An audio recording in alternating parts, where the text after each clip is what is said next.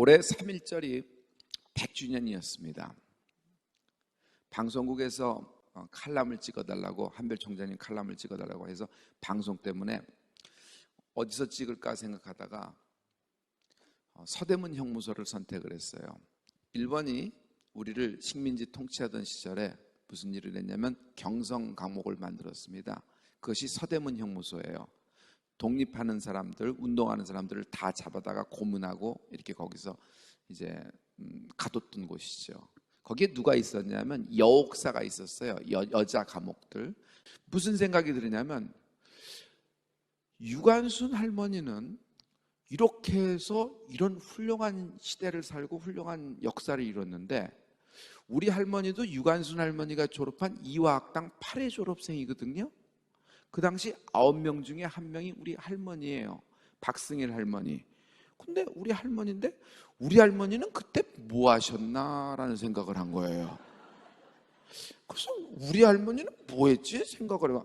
우리 할머니는 뭐 평양 강서감리교회 김옥신 목사님 사모님이었으니까 같이 목회 열심히 하다가 이제 순교하셨지. 그래서 나는 순교자의 자녀로 이렇게 남아있는 거다 하면서 이제 그걸 자랑스러워하면서 이렇게 지내고 있었는데 우리 할머니가 궁금해지기 시작했어요. 그래서 핸드폰에다가 검색 엔진에 우리 할머니 이름을 쳐봤어요. 박승일. 그렇게 3자만 쳤는데 깜짝 놀라겠어요.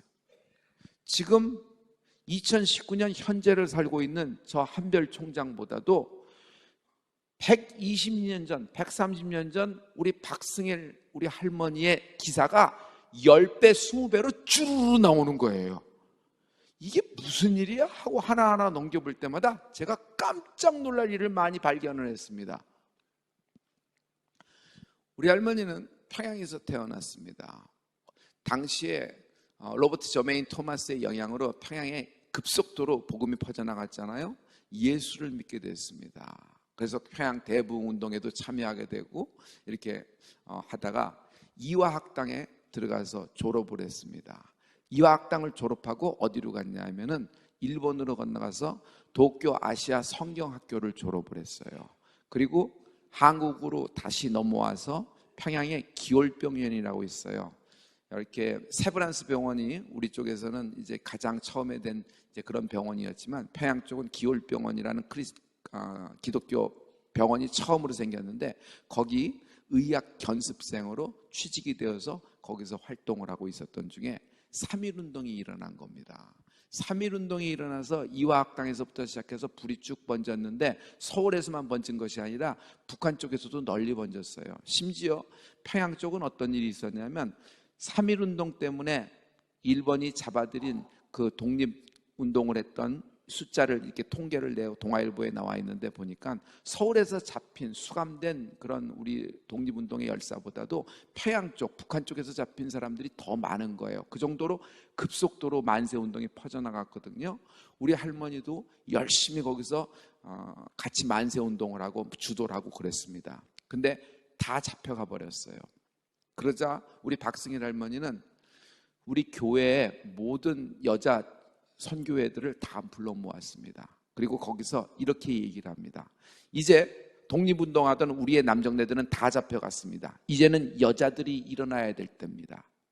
때마침 상해 임시정부가 수립되었다고 하는데 우리가 비녀나 반지나 가락지라도 불러 모아서 군자금을 만들고 그것을 상해 임시정부에 전달하면 그들이 힘이 될 것 같습니다 하면서 대한애국부인회를 조직을 했습니다. 그리고 우리 할머니가 대한애국부인회 평양 회장이 되기 시작을 되었어요.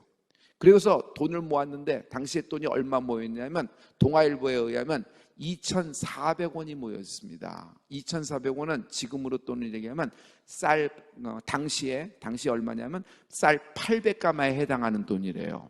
그래서 그 돈을 가지고 어디요? 상해 임시정부에 전달을 한 겁니다. 그리고 활동을 하던 중에 일본에 의해서 발각이 됐어요.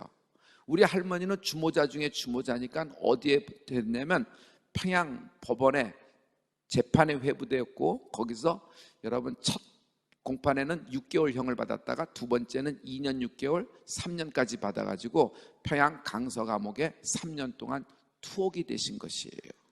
투옥됐는데 주일날마다 너무 교회에 가고 싶은데 교회를 갈 수가 없잖아요.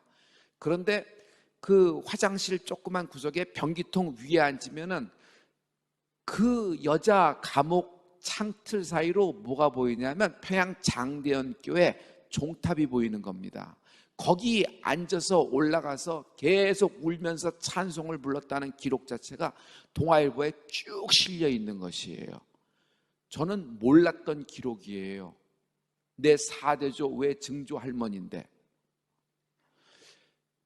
이것이 시간이 흘러서 대한민국 정부는 국가보훈처에서 이 모든 자료를 조사하다가 2013년 우리 광복절을 기해서 저의 박승일 할머니를 대한민국 건국훈장 애족장을 수여한 것입니다. 여러분 안 놀라시는데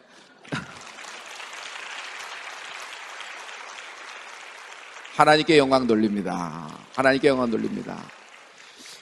대통령 표창이 있어요. 그건 대통령이 주는 겁니다. 하지만 건국훈장은 나라가 주는 거예요. 참고로 이렇게 하면 더 피부에 와닿을 거예요. 유관순 열사도 여러분 건국훈장 받았어요.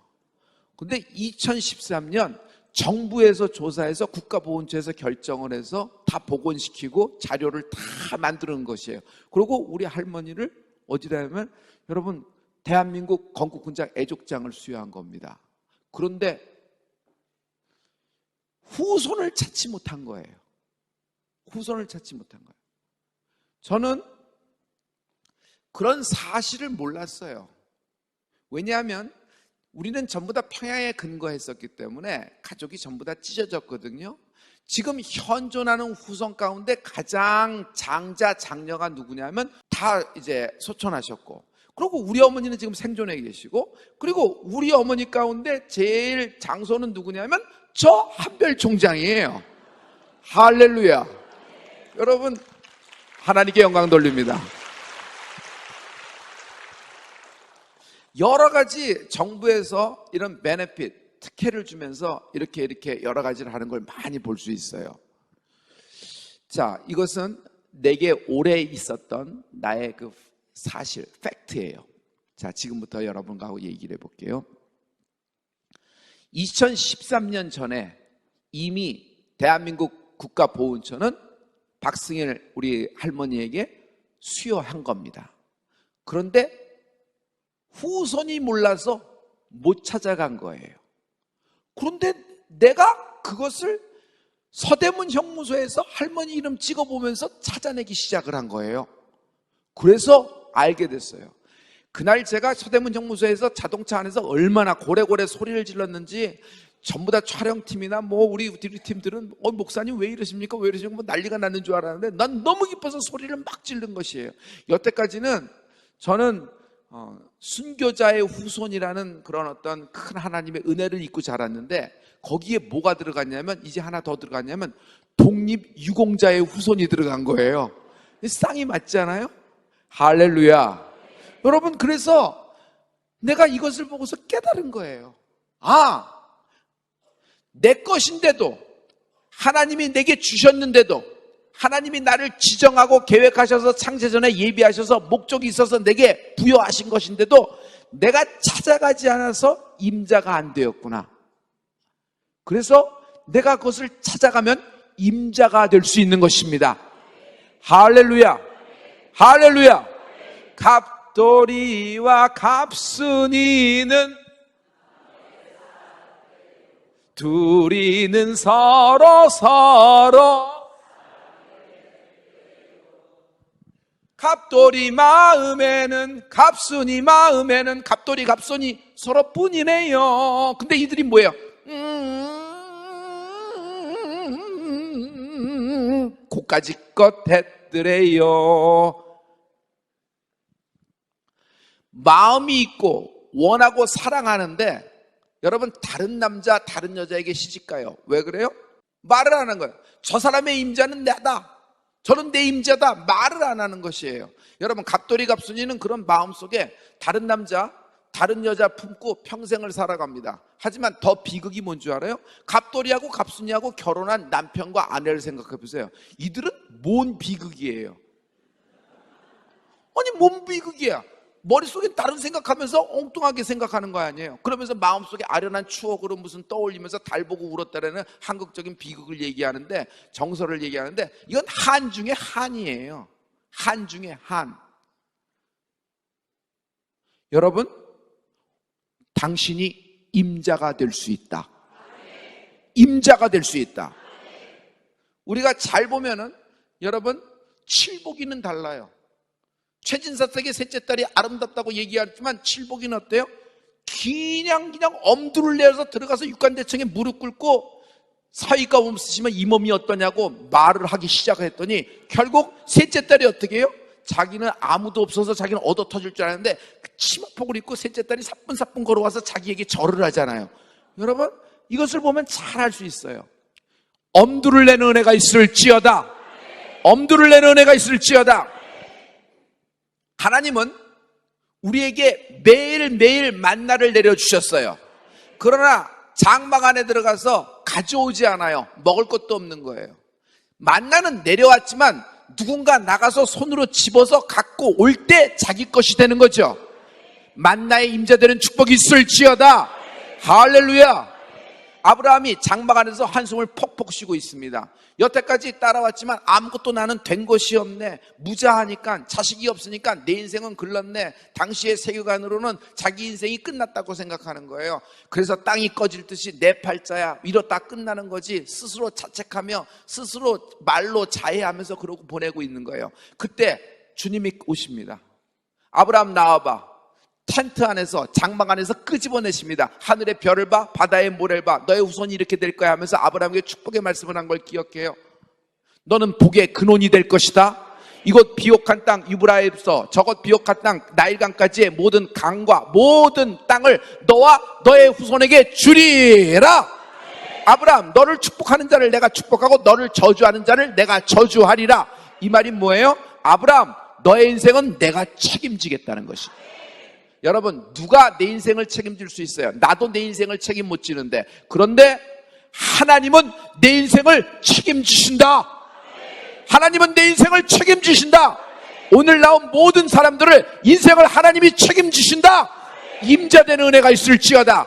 이 말씀을 가져가십시오. 이 말씀의 주인 되십시오. 이 말씀을 여러분, 임자되는 은혜가 있을지어다. 해봐요. 주먹 쥐고 내가 임자다. 시작. 한 번 더. 내가 한 번 더. 제가 깜짝 오래 놀랐는지 몰라요. 얼마나 놀랐는지 몰라요. 와, 이렇구나. 갈렙이 백발과 수염을 휘날리면서 이렇게 얘기합니다. 내 평생도록 여호와의 말씀을 온전히 쫓았은즉 이 산지를 내게 주시옵소서. 이 말이 뭐예요? 저 비옥한 땅, 강남의 헤브론 땅 같은 땅, 가나안의 가나안 가장 요지 헤브론 땅은 내가 임자다라는 얘기예요. 골리앗을 쓰러뜨립니다. 그랬더니 대중가요가 쫙 나가면서 그날따라 음원 차트 1위를 하는 곡이 나왔어요. 사울은 천천히요, 다윗은 만만이라. 이 얘기가 뭐예요? 이스라엘은 이제 임자가 다윗이라는 얘기예요. 할렐루야. 할렐루야. 여러분, 임자되는 축복이 있을지어다. 짱대비가 쫙 쏟아지는 겁니다. 근데 짱대비가 쏟아지면서 보니까 땅 위에 사람이 아무도 없어. 짱대비를 맞는. 그러니까 짱대비가 스스로 생각하기에 아무도 맞는 사람이 없으니까 이건 안 되겠다 하면서 하늘로 짱대비가 도로 올라갑니까? 아니에요. 내려오던 짱대비는 스탑하는 적이 없어요. 그대로 떨어지는 거예요. 할렐루야. 할렐루야. 이 말은 뭐예요? 아브라함이 그날 하나님이 주신 그 축복, 내가 네 인생 책임지겠다, 내가 네 후손까지도 책임지겠다, 심지어 너는 장수하여 열조에게 돌아가리라, 복의 근원이 될지라. 복의 근원이 뭐예요? 복의 근원이라는 말은 하나님이 아브라함에게 주셨던 아브라함이 임자라는 얘기예요. 여러분, 아브라함이 얘기하는 말씀이 뭐예요? 아브라함에게 준 축복의 말씀을 그날 아브라함이 가져갔기 때문에 복의 근원 아브라함이 됐던 거예요. 마찬가지예요. 하나님이 지금 오늘 쏟아부고 있는 말씀을 여러분 내가 가져가면은 내가 임자가 되는 거예요. 그런데 가져가질 않는 것이에요. 느낌만 받고 조금 기분만 좋아서 이렇게 성전문을 나가면 아무 소용없어요. 여러분, 이 말씀 네가 무엇이든지 땅에서 매면 하늘에서도 매일 것이고 네가 땅에서 무엇이든지 풀면은 하늘에서도 풀리리라 하시니라. 이 말씀은 내가 임자다. 내가 임자다. 내가 임자다. 임자인 사람에게 역사가 일어나는 거예요. 자, 여러분이 캐파만큼 했죠. 왼손과 오른손을 내고 이 말씀은 내가 임자다. 내가 임자다. 우리 7번 했습니다. 시작. 내가 임자다.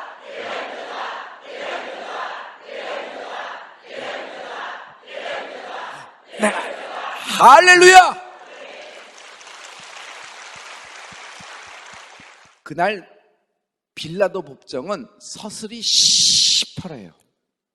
왜냐하면 방금 전에 예수님을 사형 언도를 내리고 집행을 시킨 것이에요.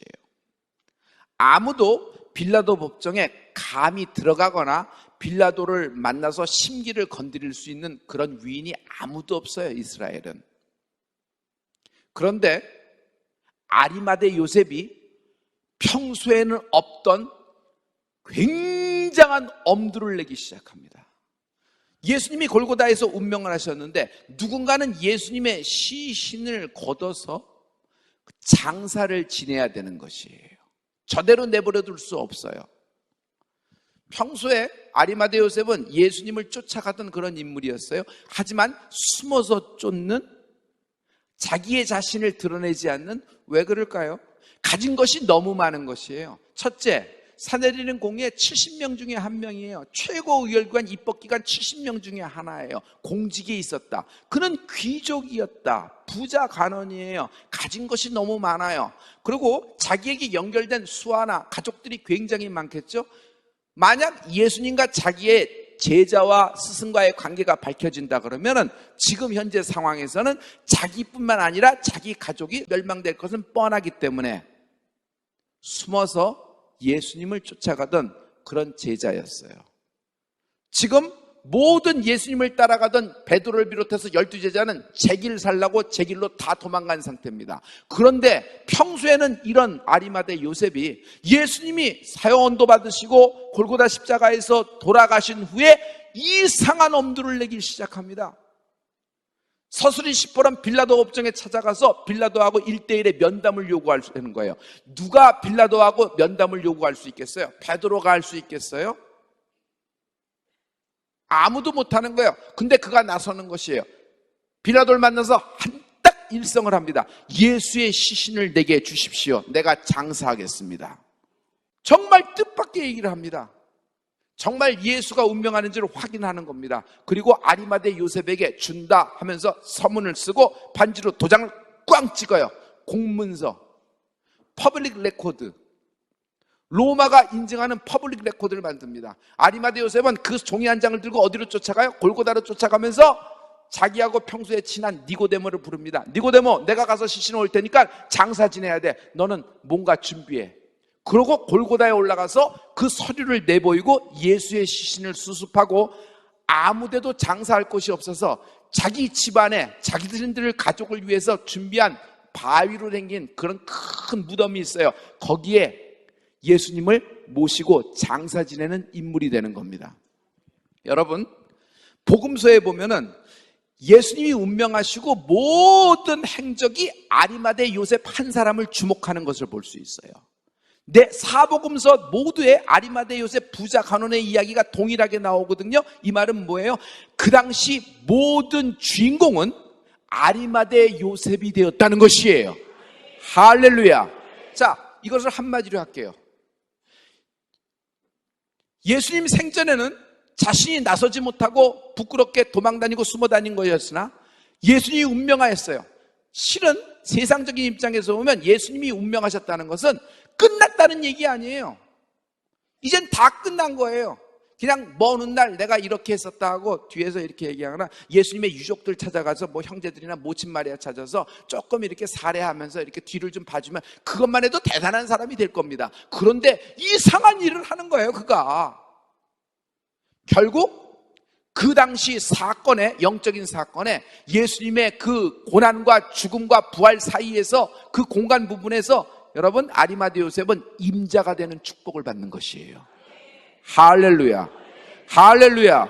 여러분 오늘 말씀을 가져갈, 이 말씀을 먹을 엄두를 내는 축복이 있을지어다. 아브라함이 그런 축복의 말씀을 듣고도 모리아산을 올라가질 않아. 알겠어요? 하나님 이삭을 갖다 바치죠. 안 올라와? 갖다 바치죠. 알겠습니다. 좀 생각해 보고요 하고 2박 3박 4일 5박 4일 계속 끌어요. 아무 생각, 좀 생각해 보게, 기도해 볼게요. 우리는 항상 하나님 말씀 들으면 기도해 보겠습니다 그러잖아요. 여러분 만약 이것이 주의 음성이 분명하다고 생각하면은 여러분 따라가는 취하는 은혜가 있을지어다. 벌써 발부터 옮겨져야 되는 것이에요. 할렐루야. 그래서 아브라함이 되는 것이에요. 에스더가 왜 에스더가 돼요? 죽으면 죽으리라고 나갔어요. 죽으면 죽으리라고 나간 것은 에스더가 살고자 하고 나갔겠어요? 아니, 자기 인생을 다 건 거예요. 자기 목만 건 것이 아니라 자기 지위까지 건 것이에요. 자신은 왕후잖아요. If I perish, I will perish. 죽으면 죽으리라고 나가는 것이에요. 그러나 에스더의 그 엄두에, 에스더의 그 이 부분에 대해서는 내가 임자다라는 그의 엄두에 이스라엘을 살리게 되는 것입니다. 할렐루야, 할렐루야. 3남매가 잘 살다가 오빠가 죽었어요. 근데 주님이 나사로를 살려내십니다. 할렐루야. 잔치가 열렸어요. 나사로가 산 거에 대해서 너무 기뻐서 예수님을 모시고 마을 잔치를 쫙 열었어요. 그런데 이상하게 3명의 3남매의 태도가 각각입니다. 마르다는요, 언니 마르다는 일하고 분주해서 바쁩니다. 입이 삐쭉 나왔어요. 자기 동생 마리아를 보니까 예수님 발밑에 딱 얹어서 예수님 말씀을 받아먹고 있어요. 일은 하나도 안 하고. 더 이상한 건 나사로입니다. 나사로는 기적의 주인공이에요. 나사로는 살아 움직이고 한 걸음 뛰고 손 한 번 잡고 악수하고 그가 호흡 한 번 하는 것 자체가 예수님의 기적의 주인공이 된 거예요. 그래요, 안 그래요? 돌아다니면서 여러분 간증을 해도 바쁠 판에 그는 자신이 살아난 것을 기념해서 마을에서 잔치가 열렸는데 나사로는 이상한 행동을 해요. 그냥 사람들 중간에 모여서 거기 틈에 앉아서 무덤덤하게 꼬다는 보릿자장만 앉아 있어요. 한마디로 예수님을 대접할 줄 모르는, 예수의 마음을 못 읽는 그런 보릿자루 같은 인생이에요. 근데 중간에 갑자기 마리아가 끙끙대면서 향유옥합을 갖고 나옵니다. 값비싼 향유옥합을 갖고 나요. 300데나리온에 되는데요. 그거 분명히 맞을 거예요. 정확한 가룟 유다가 계산했으니까. 가룟 유다는 계산하다 망하는 거예요. 계산하다가. 여러분, 우리는 머릿속에서 풀림성이 하는 동안에 계산기가 뽑혀져 나갈지어다. 머릿속에서 계산하면 못 먹어요. 머릿속에서 계산하면 못 먹을 뿐더러 임자가 될 수 없어요. 그냥 하나님 말씀이 떨어질 때 땅에 떨어지지 않고 주여 내 심령에 심기시옵소서. 30배, 60배, 100배로 나오는 은혜가 있을지어다.